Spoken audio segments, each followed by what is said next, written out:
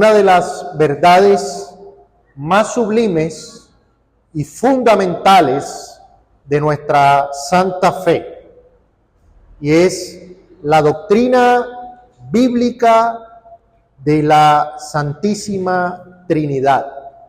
La doctrina bíblica de la Santísima Trinidad. Muy, muy importante. Y es un tema que desde siempre ha sido atacado y sigue siendo atacado. Tal vez podamos llegar a comprender un poco la importancia del tema, como decía el pastor John Hill, en la cantidad de argucias, artimañas y ataques que Satanás ha levantado contra esta doctrina. O sea, si fuera una doctrina que no fuera tan importante, Satanás no ocuparía tanto su atención en atacar esta doctrina, pero es una de las doctrinas cristianas más atacadas que existen.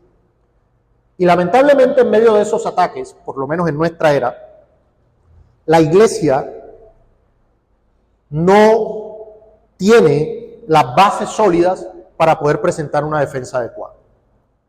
Entonces estamos recibiendo muchos ataques, por lo tanto es necesario que atendamos a estos asuntos. Así que, hecho este tema, como dice el apóstol Pablo, pertenece al gran misterio de la piedad. No es una doctrina inventada por la mente humana, no es una doctrina inventada por el catolicismo romano, tampoco es una doctrina alcanzable por la mera razón natural, es decir, que no es una doctrina que por la revelación natural o general el hombre la pueda entender, es una doctrina de pura revelación, es decir, si no fuese por la Sagrada Escritura no tendríamos manera de conocer o entender esta doctrina. Es una gloriosa verdad revelada por Dios en su palabra infalible. Como solían decir los judíos de antaño, refiriéndose a esta verdad, porque a diferencia de lo que muchos piensan, hubo judíos que alcanzaban a comprender atisbos, matices en el Antiguo Testamento de esta doctrina y se referían a ella como el misterio sublime. Así hablaban de la doctrina de la Trinidad. En este mundo donde las filosofías humanas y las falsas doctrinas buscan constantemente socavar los cimientos de la verdad revelada, es nuestro deber y es nuestro privilegio aferrarnos firmemente a lo que las Escrituras enseñan acerca de nuestro Dios. Hermano, ¿cómo podemos conocer a nuestro Dios si no estudiamos lo que Él ha dicho sobre Él mismo? Si no estudiamos cómo Él se ha revelado. Y la Trinidad hace parte de eso, de cómo Él se reveló, de cómo Él se nos dio a conocer. La doctrina de la Trinidad no es una especulación teológica abstracta. Tampoco es un apéndice opcional de nuestra fe. No, pues es algo que se puede creer o no se puede creer. No. La doctrina bíblica de la Trinidad está en el corazón mismo del Evangelio. Sin Trinidad no hay salvación. Soy enfático en esto, hermanos. Sin Trinidad no hay salvación. Nosotros somos salvos, el Evangelio es posible porque Dios es trino. Si Dios no es trino, toda la operación del Evangelio no hubiese sido posible. Y ya vamos a profundizar por qué. Es una doctrina fundamental, principal, medular de la fe cristiana. Los cristianos tenemos diferencias en asuntos periféricos, tangenciales, como por ejemplo el gobierno de la iglesia. Tenemos diferencias en el tema de la vigencia de los dones extraordinarios del Espíritu Santo. Y ahí hay denominaciones, pentecostales, presbiterianos, bautistas, metodistas, anglicanos, etc. Pero en cuanto a la doctrina bíblica de la Trinidad, estamos en perfecta unidad. Es decir, toda denominación, grupo o persona que rechaza la doctrina de la Trinidad no es cristiano, es sectario. Aún la religión romana papista, en medio de su error, confiesa todavía la doctrina de la Trinidad. Fue algo de lo poco que les ha quedado del culto destruido que tienen hoy. Hermanos, la base sobre la cual descansa nuestra salvación, nuestra adoración, nuestra comunión con el Dios vivo y verdadero, está en la doctrina de la Trinidad. Decía el teólogo bautista John Gill, Satanás emplea muchas artimañas para oscurecer esta verdad, ya sea despreciando la deidad del Hijo o despreciando la deidad del Espíritu o introduciendo confusión respecto a las personas divinas. Por eso, nosotros debemos acudir a la ley y al testimonio. Si no hablan conforme a esta palabra, es porque no les ha amanecido. Entonces, nuestro propósito hoy, hermanos, con la ayuda del Espíritu Santo, es exponer esta doctrina y vamos a seguir un orden, ¿sí? Vamos a comenzar definiendo la doctrina, vamos a definir qué es lo que enseña, qué es lo que expone, qué es lo que declara la doctrina de la Trinidad. Vamos a explorar el fundamento bíblico de la doctrina, tanto en el Antiguo como en el Nuevo Testamento. Para sorpresa de algunos, no, la Trinidad del Antiguo Testamento, no, si hay Trinidad en el Antiguo Testamento. Si Dios es el mismo ayer, hoy y siempre, Dios se ha revelado siempre como trino, como que hay pluralidad de personas en su ser. Y vamos a estudiar eso. También es necesario que analicemos algunas de las herejías que han atacado la doctrina a lo largo de la historia. Vamos a considerar también algunas implicaciones prácticas de la doctrina para nuestra vida, para la vida de la iglesia, y luego daremos las conclusiones.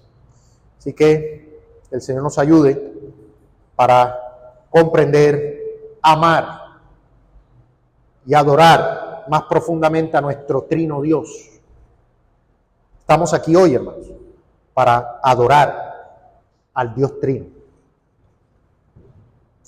Así que arranquemos. Definición de la doctrina de la Trinidad. ¿Qué confesamos cuando hablamos de la Trinidad? Bueno, cuando confesamos la doctrina de la Trinidad, nosotros afirmamos dos verdades fundamentales que deben mantenerse en perfecto equilibrio, tal como la Escritura las presenta. Dos verdades que deben permanecer en equilibrio, tal como se presentan en la Escritura. Así se han revelado. Verdad número uno, que hay un solo Dios verdadero y viviente. Hay un solo Dios verdadero y viviente. Somos monoteístas. Monoteístas. Un solo Dios. Existe un solo Dios verdadero y viviente. Vamos a Deuteronomio capítulo 6, verso 4. Tenemos muchas citas, algunas las podremos leer, otras las puede anotar. Pero vamos a Deuteronomio 6, 4, un pasaje muy conocido y tal vez el más significativo respecto a la unidad de Dios, o que hay un solo Dios verdadero y viviente. Deuteronomio 6, 4, y este es un texto que los judíos enseñaban a los niños pequeños. Todo niño judío desde chiquitico se sabe este verso. Y el judío lo repite cuando se levanta, cuando se acuesta. Es un versículo central en la fe. Deuteronomio 6:4 dice: oye Israel, Jehová nuestro Dios, Jehová uno es. En Isaías 45:5 dice: yo soy el Señor y no hay ningún otro. Fuera de mí no hay Dios. Eso está en Isaías capítulo 45, verso 5. No hay fuera de mí ningún Dios, dice el Señor.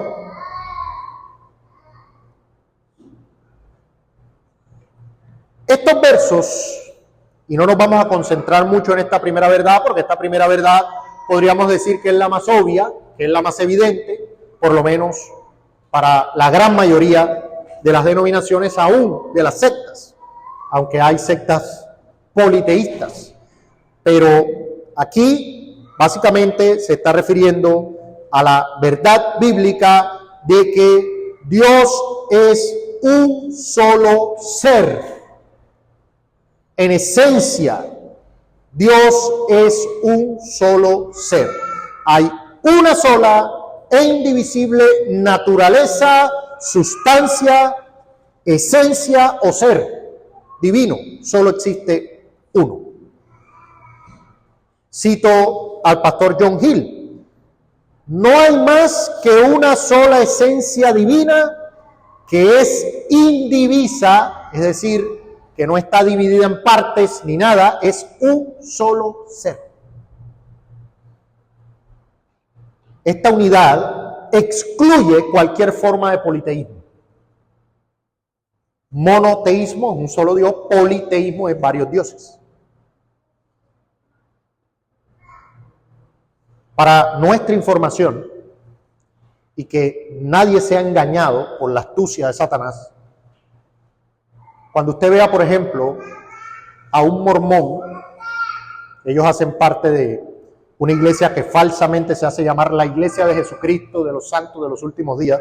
Como decía un pastor, un amado pastor presbiteriano, la Iglesia de Jesucristo, de los santos de los últimos días somos nosotros. Pero ellos se hacen llamar así. Se les conoce comúnmente como mormones. Los mormones son politeístas. Ellos creen en varios dioses. Cuando ellos hablan de Padre, Hijo, Espíritu Santo, ellos creen que son tres seres divinos. Nosotros creemos que hay un solo ser. Entonces no se deje engañar. No, pero nosotros sí creemos en un solo Dios, pero ¿cómo? No, es que son tres seres en unidad. No. Herejía, mentira y blasfemia. Debemos ser claros en esto. ¿Sí? Nosotros creemos que hay un solo ser. Es uno en esencia, uno en naturaleza, uno en poder, uno en gloria. Es uno. Dios es uno. Esa es la primera verdad que declara la doctrina de la Trinidad.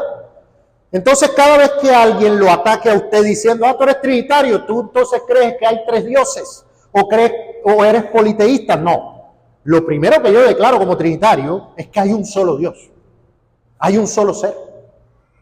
Yo no soy politeísta. Es un muñeco de paja, es una mentira, es una calumnia. No somos politeístas. Somos monoteístas. Ahora hay una segunda verdad que confiesa la doctrina de la Trinidad. La primera es, hay un solo Dios. Pero hay una segunda verdad. ¿Cuál es esa segunda verdad? Que dentro de esta esencia divina, de este único ser, subsisten eternamente tres personas distintas. Voy a repetir eso. En el único ser subsisten tres personas distintas. Hay un pastor que dice que en teología las palabras importan. Nótese que no estoy usando la expresión tres personas diferentes.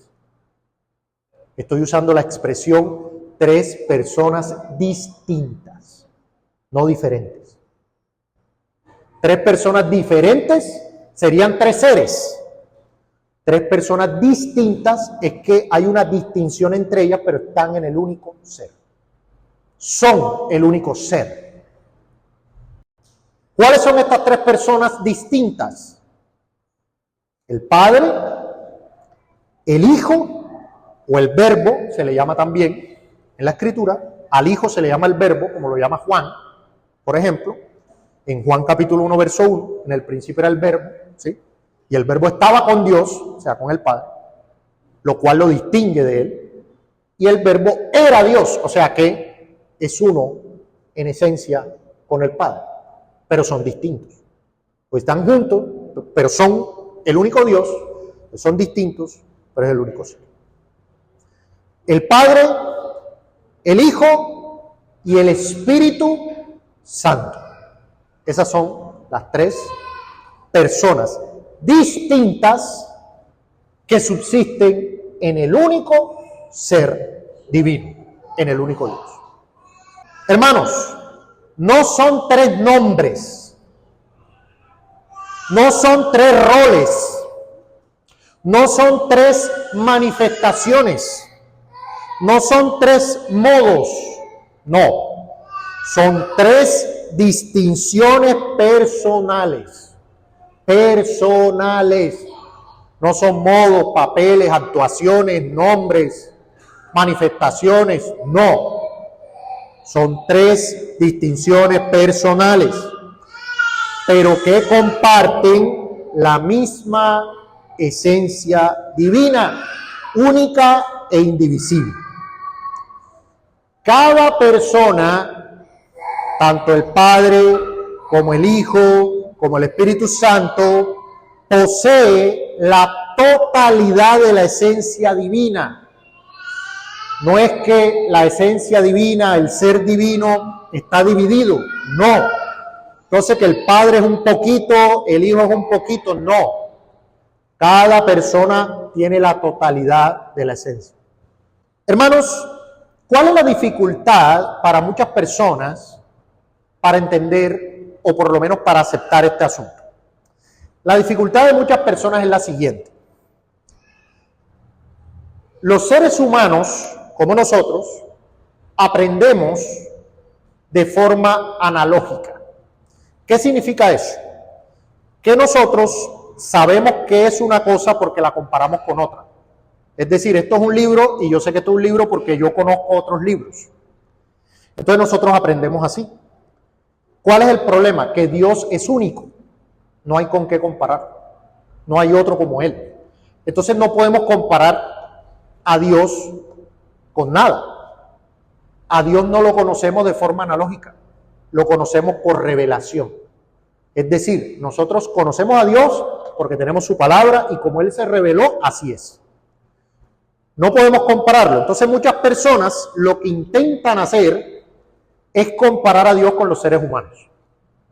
Entonces, como los seres humanos somos unipersonales, no tripersonales, somos unipersonales, entonces el concepto de que Dios sea trino o de que Dios sea un ser tripersonal choca con la mente, choca con el intelecto. No lo podemos entender. Es misterioso. Pero ojo, que sea misterioso no quiere decir que sea, como decía el pastor Sugel, un enigma. Un enigma es una pared que yo no puedo pasar, pero un misterio es como un océano. Entonces yo me puedo hundir ahí y puedo profundizar ahí y puedo conocer muchas cosas, pero no puedo llegar hasta el fondo. Entonces, respecto a la Trinidad, nosotros podemos entender, estudiar, profundizar, como lo estamos haciendo en todo lo que Dios reveló, pero siempre va a haber un punto donde ya no podemos llegar. Es misterioso. Para nosotros es misterioso, porque nosotros somos unipersonales, pero Dios es un ser tripersonal. Entonces, yo soy un ser humano, pero soy una persona, Bernardo. Y aquí el hermano David es un ser humano y es una persona, David. No existe ninguna persona que sea, no existe ningún ser humano, perdón, que sea tres personas, no existe. Todos somos una sola persona. Entonces, cuando comparamos a Dios con el ser humano, entonces no nos casa eso en la mente. Y entonces comienzan las ilustraciones que el huevo, que el agua, todo eso es herético. Todo eso no puede compararse con la realidad de la Trinidad. Y usted cae en herejía cuando empieza a hacer esa comparación. En la hoja del trébol, de pronto usted ha escuchado otras más.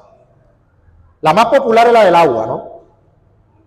Que el líquido, gaseoso y sólido. Pero eso es modalismo. O sea, es una herejía. Entonces, recomendación, hermanos, no haga ilustraciones humanas o materiales. No las haga, porque se confunde más. Entonces, usted apéguese al testimonio de las Escrituras, apéguese a lo que Dios reveló. Dios reveló que Él es uno, primera verdad, listo. Yo soy monoteísta porque Dios dijo que Él era uno. Ah, pero hay tres personas en el único ser, Padre, Hijo y Espíritu Santo, listo, esa es la segunda verdad. Ya con esas dos verdades, ese es mi Dios. Listo, ya con eso podemos tener una base para poder partir de ahí, ¿sí? Ahora bien, hay mucha confusión en esta expresión persona. ¿Cómo así que tres personas? Volvemos a lo mismo. Nosotros aprendemos de forma analógica. ¿Qué tenemos nosotros en la cabeza que es una persona? El ser humano completo. O sea, nosotros entendemos la palabra persona como el ser humano, ¿sí? Entonces, cuando decimos, si yo le digo a usted, no, hay tres personas, ¿a usted qué se le viene a la mente?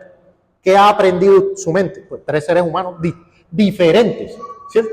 Entonces, cuando se habla de persona, en teología, para hablar de Dios, el significado persona tiene un significado particular. Hermanos, esto es muy importante, presta atención.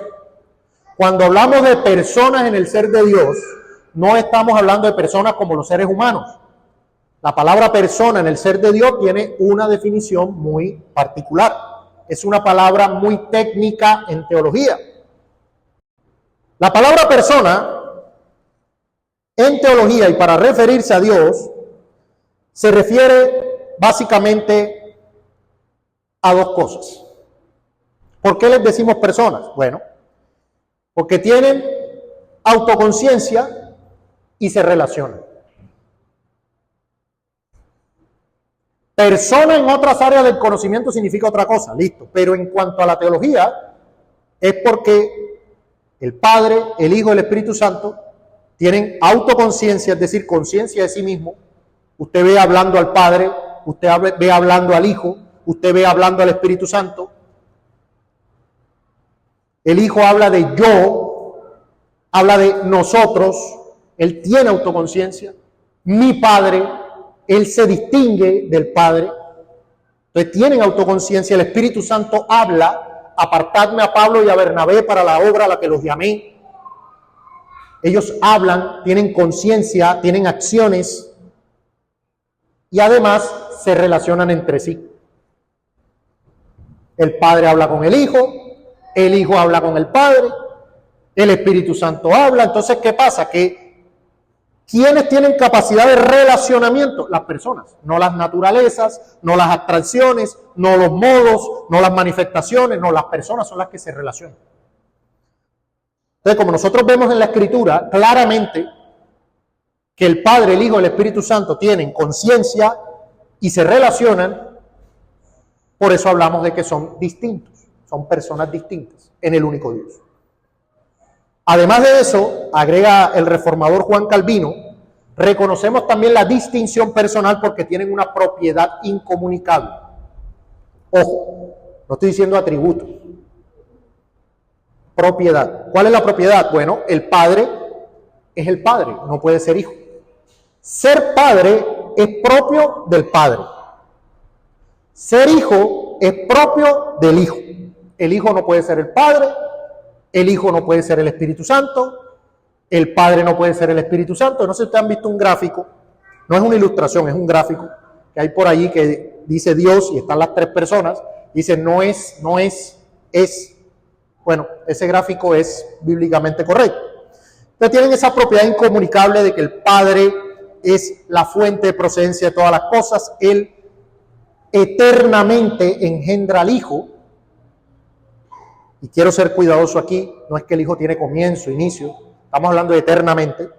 El Hijo es eternamente engendrado por el Padre y el Espíritu Santo procede del Padre y del Hijo.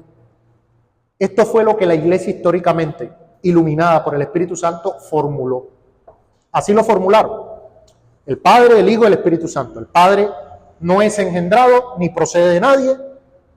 El Hijo es eternamente engendrado por el Padre, es una verdad bíblica y vamos a ver los textos. Y el Espíritu Santo procede o es enviado por el Padre y por el Hijo. Entonces tienen una propiedad incomunicable, se relacionan entre sí y eso es lo que entendemos en teología por persona. Por eso sabemos que son distintos. Además, estas tres personas, hermanos, son coiguales. Coiguales.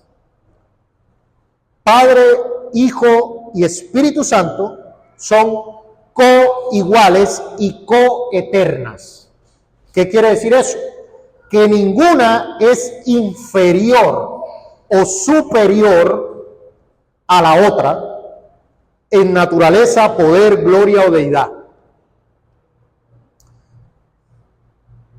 No, pero el Hijo dijo que el Padre era mayor que él. Sí, pero el Hijo en su estado de humillación, en la encarnación. Estamos hablando en su eternidad. ¿Ok? No en su rol. No estamos hablando de manera en lo que cada uno de ellos ejecutó en la redención. Estamos hablando en la eternidad. Padre, Hijo, Espíritu Santo son coiguales, son coeternos. Ninguna persona de la Trinidad fue creada. Todas existen desde la eternidad y para la eternidad. Porque estas tres personas son el único Dios. Son el único Señor. Padre, Hijo y Espíritu Santo son el único Señor. ¿Sí? El Señor, el único Dios, es trino. El credo atanasiano de la Iglesia lo declaró de la siguiente manera. Y la fe universal, nótese cómo lo expresó, es esta: que adoramos a un solo Dios en Trinidad y a la Trinidad en unidad, sin confundir las personas ni dividir la sustancia. Y en esta Trinidad ninguno es antes o después que el otro, ninguno es mayor o menor que otro, sino que las tres personas son coeternas, juntas y coiguales. Esa es la verdad de la Trinidad. ¿Qué quiere decir esto, hermanos? ¿Qué implica esto? Que nosotros muchas veces cuando vamos a la Escritura o cuando hablamos, solemos dividir tanto a las personas que solemos dividir las operaciones que el único Dios realiza. Me explico. La obra de creación, de redención, de santificación es obra del Dios Trino. Y nosotros a veces hablamos como que ¿quién nos redimió? Jesucristo. Y eso es verdad. Pero en última, ¿quién nos redimió? Dios. O sea, lo que hace una de las personas, lo que ejecuta una de las personas en cuanto a la obra, es obra del Dios Trino. ¿Quién creó? Bueno, la Biblia dice que creó, que el Hijo creó. Pero hay otros textos que dice que el Espíritu creó y hay otro que dice que el Padre creó, porque es que en última, ¿quién creó? El único Dios, el Dios Trino. Entonces, no podemos confundirnos y dividir las personas, ¿sí? La Escritura lo que hace es atribuir ciertas obras de manera particular a una persona de la Trinidad en la economía divina de la salvación, pero la obra en sí, en general, es de Dios.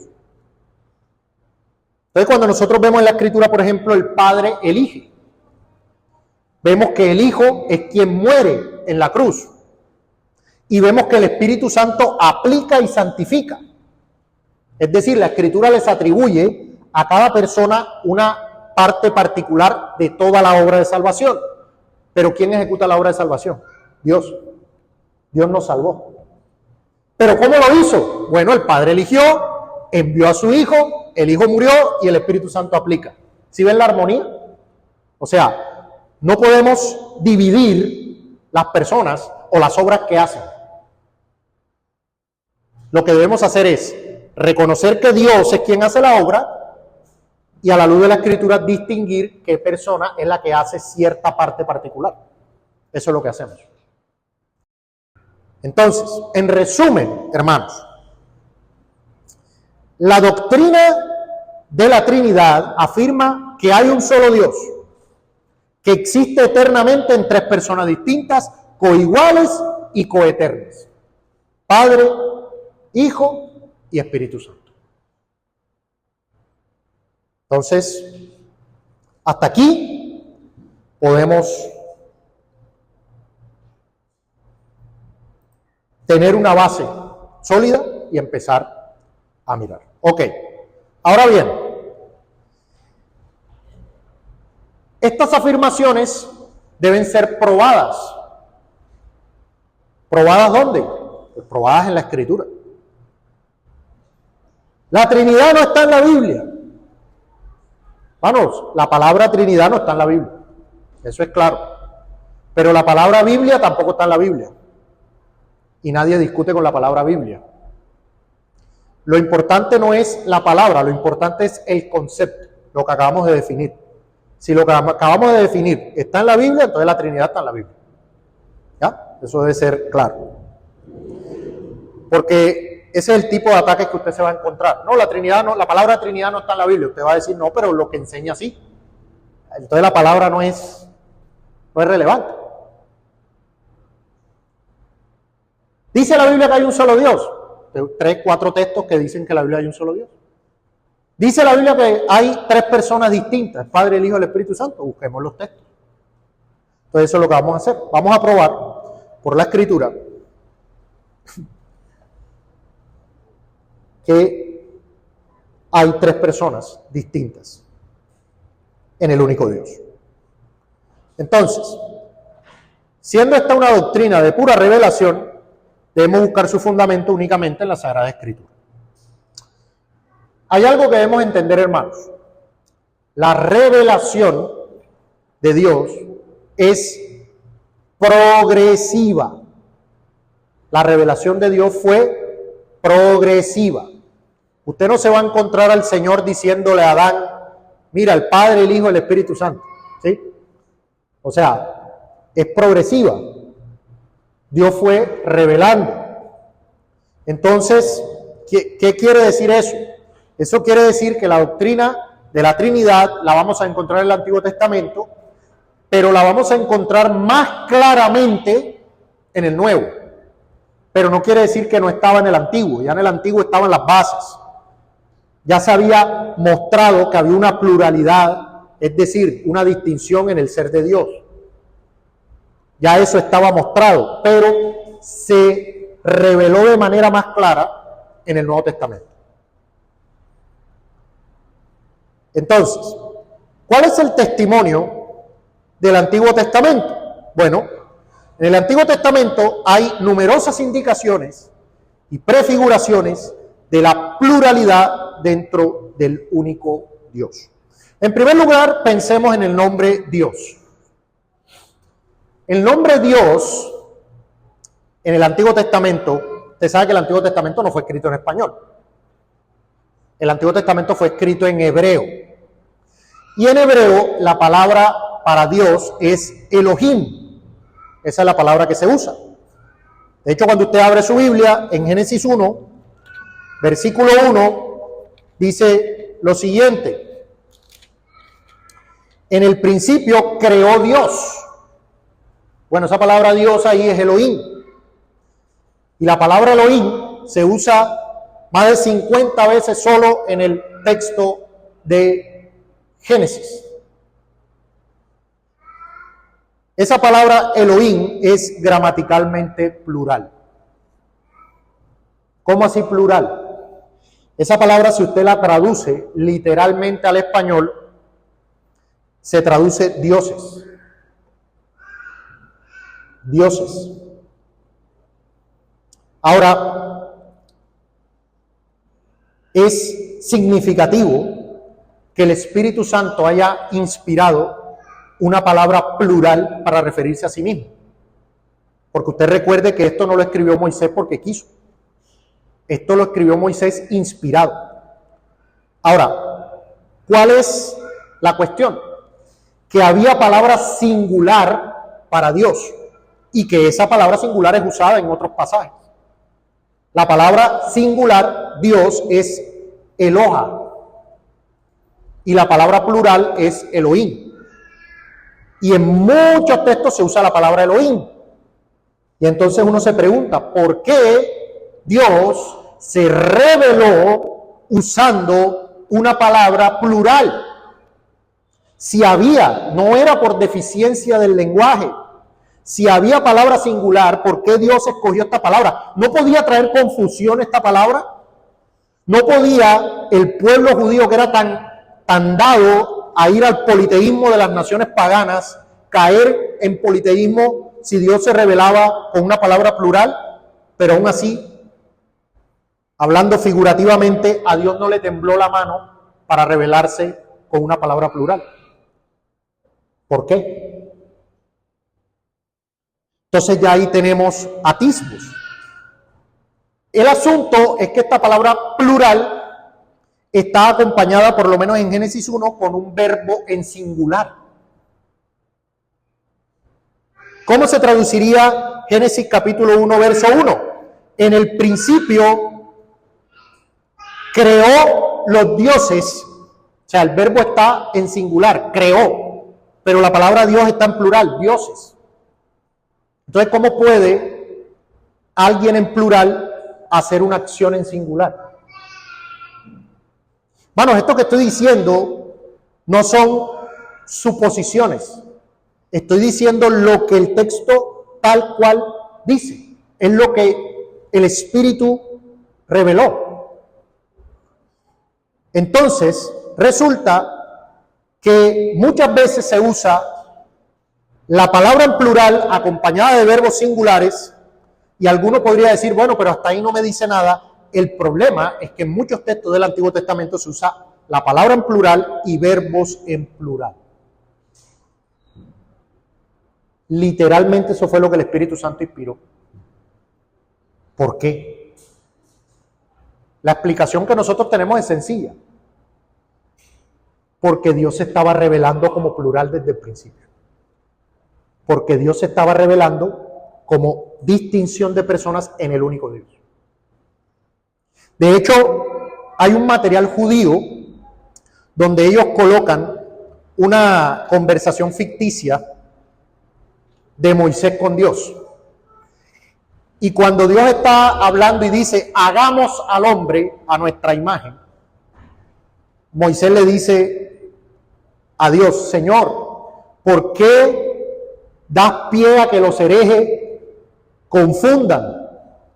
Y Dios le dice, el que se quiera confundir, que se confunda, tú sigue escribiendo. O sea, es una muestra de que el judío entendía el problema que tenía con estos textos, el peso que tenían estos textos. Hermanos, Moisés escribió contra el politeísmo. Él no habría usado una palabra en plural sin una razón significativa que apuntara a una pluralidad dentro del único Dios verdadero. Y como les decía, hubo judíos antiguos que reconocían este misterio. Reconocían este misterio. De hecho, ellos no tenían nuestras palabras, persona, no tenían las palabras que la iglesia luego desarrolló, pero ellos hablaban de los 3 grados o los 3 poderes. Esas eran las palabras que ellos usaban, porque no tenían otras palabras para usar. Hubo rabinos antiguos que notaron la pluralidad en la unidad. De hecho, cuando ellos estudiaban Deuteronomio 6:4, ellos dijeron, ¿por qué se usa la palabra Ejad para decir que Dios es uno? Porque esa palabra Ejad es una unidad compuesta. Cuando Dios dice, se unirá el hombre a su mujer y serán una carne, ¿cuántas personas hay ahí? 2. Pero dice Dios que serán una carne. Bueno, esa palabra uno es la palabra Ejad, y esa es la que se utiliza en Deuteronomio 6:4. Cuando dice que Jehová nuestro Dios, Jehová uno es. Es decir, es una palabra que habla de uno, pero que admite distinción. Y había una palabra que no admitía distinción, que era la palabra Yachit, era la palabra hebrea Yachit. Si hubiera dicho que Jehová nuestro Dios, Jehová Yachit es, ahí no admitía pluralidad. Pero esa no fue la que el Espíritu Santo usó. El Espíritu Santo usó la palabra Ejad, unidad compuesta, unidad plural. Entonces, finalmente, y vamos a terminar esta parte, esta sección, hablando de versos que hablan o donde Dios habla en plural. No es solo que se utiliza el nombre de Dios en plural o que se utiliza con verbos plurales, sino que Dios mismo habla en plural. Vaya conmigo a Génesis 1:26. Génesis capítulo 1, verso 26. Génesis 1:26 dice, está el Señor creando y va a crear al ser humano. Y el Señor dice en Génesis 1:26, y dijo Dios, hagamos al hombre a nuestra imagen, conforme a nuestra semejanza. Plural. ¿Con quién está hablando Dios? Algunos dicen, no, es que estaba hablando con los ángeles. ¿Nosotros somos creados a imagen de los ángeles? ¿Los ángeles tienen poderes creadores? ¿Quién es el único que puede crear? Dios. Entonces, hagamos implica que la acción de crear la voy a hacer con quien estoy hablando. Esto no puede referirse a los ángeles, porque ellos no son creadores, ni el hombre fue hecho a la imagen de los ángeles. Tampoco es un plural de majestad, porque en el hebreo antiguo, en ese momento, ese plural no se usaba. Esto lo que apunta es una consulta y acción conjunta dentro de la deidad. El Padre, el Hijo y el Espíritu Santo diciendo, hagamos. ¿Y qué nos encontramos más adelante en capítulo 3, verso 22? Y este texto es contundente, hermano. Este texto es indiscutible, arrollador. ¿Qué dice en Génesis 3:22? El hombre peca y dice el Señor lo siguiente. He aquí, el hombre ha venido a ser como uno de nosotros. Uno de nosotros. ¿Qué implica eso, hermanos? Uno de nosotros. El nosotros implica que hay varios uno. Uno de nosotros. Hermanos, el Señor no comparte su gloria con nadie. Nadie, ni el más excelso de los ángeles, serafines o querubines, es como Dios. ¿A quién podría estarle diciendo Dios, he aquí el hombre es como uno de nosotros? ¿Quién puede compararse con Dios? Solo alguien que sea coigual con Él. Dios habla a coiguales dentro de la deidad. Uno de nosotros.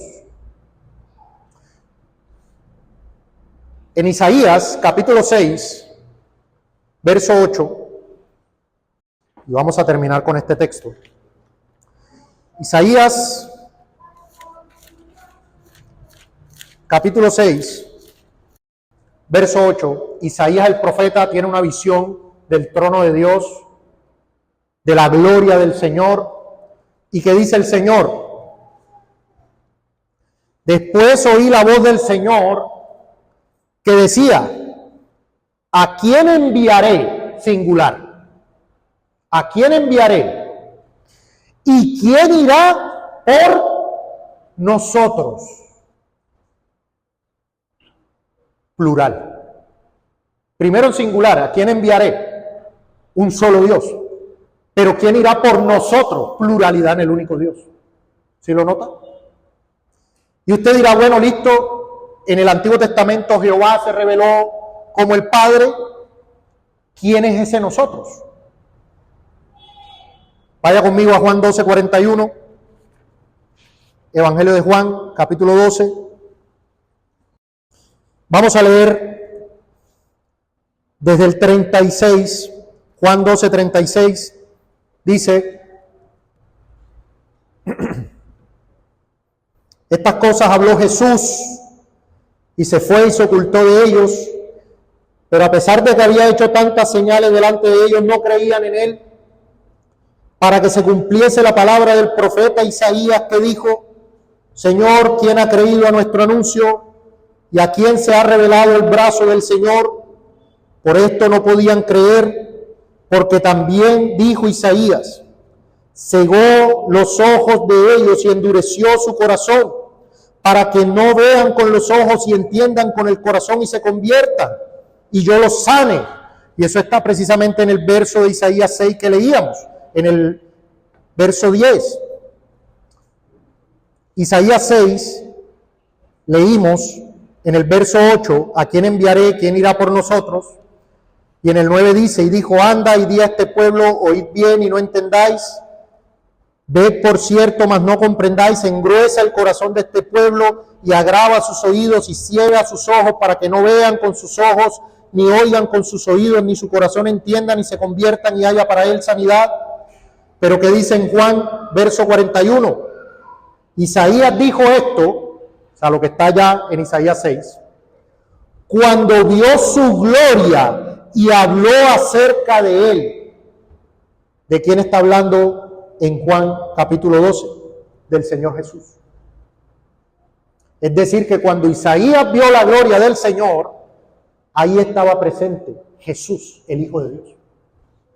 Entonces, ¿quién eres en nosotros? Estamos hablando de las personas de la Trinidad. El Espíritu Santo habló por Isaías. El Padre y el Hijo estaban presentes. Ahí tenemos al Padre, al Hijo y al Espíritu Santo, aún desde el Antiguo Testamento. Entonces, hermanos, que se use el nombre de Dios en plural, que se le atribuyan acciones en plural, que el mismo Dios hable en plural, ¿qué nos está revelando? Que hay distinción de personas en el único Dios. Eso es lo que nos revela la Escritura.